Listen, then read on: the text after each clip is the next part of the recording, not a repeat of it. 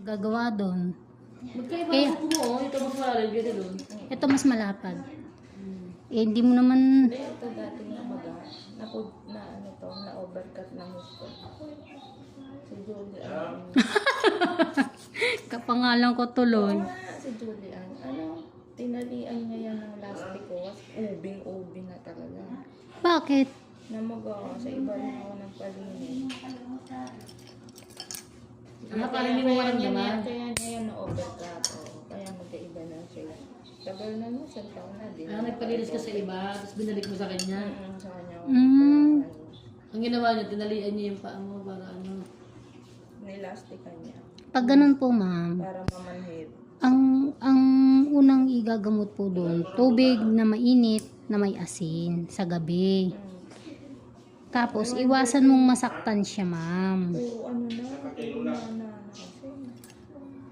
Yun po, may po, maano po yung nana nun, ma'am.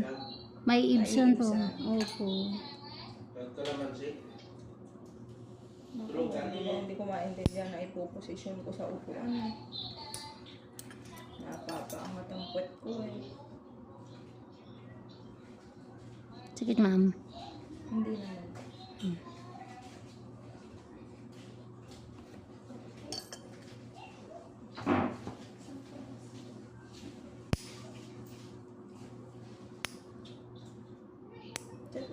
Sabihin mo, nagpaintay na ako sa'yo kasi wala pa sa bed pa ulit.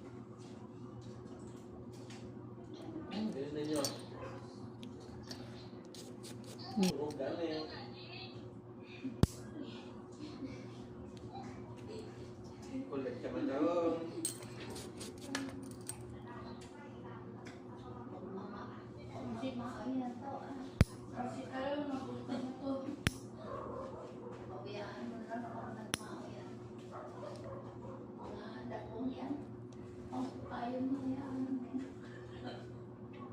Itim yung kuko sa dulo. Tatay mo.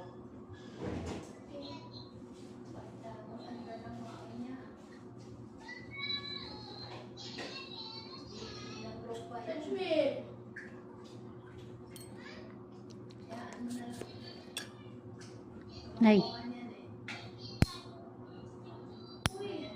Sige, ma'am.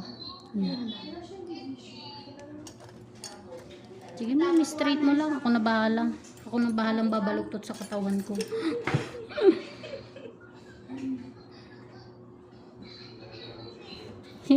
Yan yung technique ko eh. Para ma-maintain ko yung square na shape ng kuko.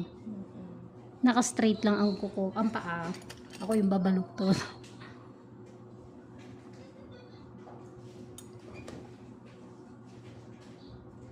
Mahahabol ka naman siguro.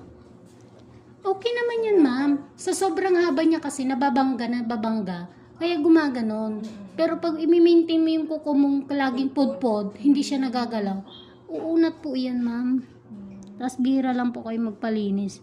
Para lumapad siya ng lumapad. Kung suka mo ng ganyang kasarap ulit, mga ano tayo, mga 6 na buwan.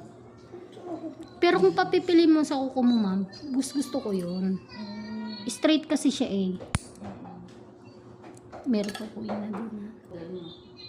Pagbaba ko nun sa may sidecar, nasa loob ako. Pagbaba ko ng kanang pa ako, dinaradyo ng tricycle, pumunta sa ilalim yung pa ako ng lalantay. Right. Sigaw ako eh. Gato mabingi na siya, hindi na siya bumalik. Kaya mga service namin, pag sumasakay, lalo pag malapit na at biglang bababa, mamaya, saglit lang. Ganun yung sinasabi namin para hindi tatalon. Kaya yung iba, ano, yung mga back ride, sa likod na sakay. Pagbaba diretso tawid. Kaya ako bago ko talaga sila pababain, tumingin muna kayo, kaliwat kanan, huwag tatakbo. Ano pag sa likod sa back ride mo? Sorry po. Uy, meron din siya. Uy, syempre ma'am. Kala mo wala, pero mas grabe yung kabilang. Ito konti lang. Mas maganda daan dito sa kabila, sa San Isidro. Mas maganda dyan sa katapatan. Kesa dito, ang daan. Kesa sa San Isidro. Kasi may poste dyan ng, yung poste ng Meralco, may bridge dyan sa kalsada at inayos nila yung daan. Ay, gano'n. Kaya parang ang mangyayari, Lubak? one way. Dito naman, lubak-lubak naman sa kabila. Saan? Dito. Dito ka dumaan. Wag diyan. Dito ka dumaan. Wag, lubog-lubog. Dito ka na lang. Dire-diretso. Pero kung gabi natin yung sinasabi natin. Nia Road. Sakit, ma'am. Hindi naman. Yan. Ay, dry skin yan. Perpetual na naman. Yan.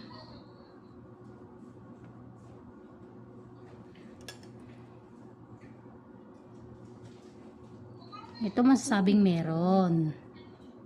Sarap naman. Pero konti lang. Yung kuko talaga po, yung itim. Yung kuko lang naman.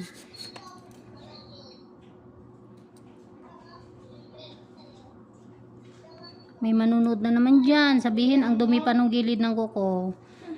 Kuko po yun. Nasa kuko po yung kulay. Wala po sa gilid. Wala pong dry skin na wala na pong ingrown. Kulay po yun ng kuko sa gilid.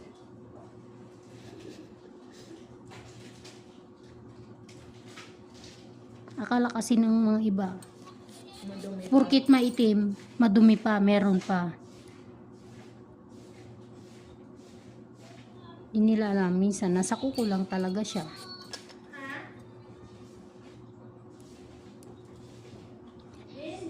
Nakuha ko patola. Comment din yata ako dun sa comment section. Hindi natulan din ako isa eh. Ay, minsan po hindi talaga nakakaano. Sabi ko, ano? Sabi ko, ma'am. Pili ka ng natulog. Basta nag-comment ako. Ang sabi ko, kung hindi niyo po ako na-try magpalinis sa kanya, huwag na po muna kayong mag-comment. Parang nabasa ko yung ganyang comment. Oo. Ano ba ito? Kasi ako, nagsabi ko ako, hindi ko pa na-try. Kaya, na-ano ko lang yung panonood. Diba? Dahil madalas mag-comment sa mga gano'n, mga may edad na. Nabuti na wala yung ano mamisa eh. Ay,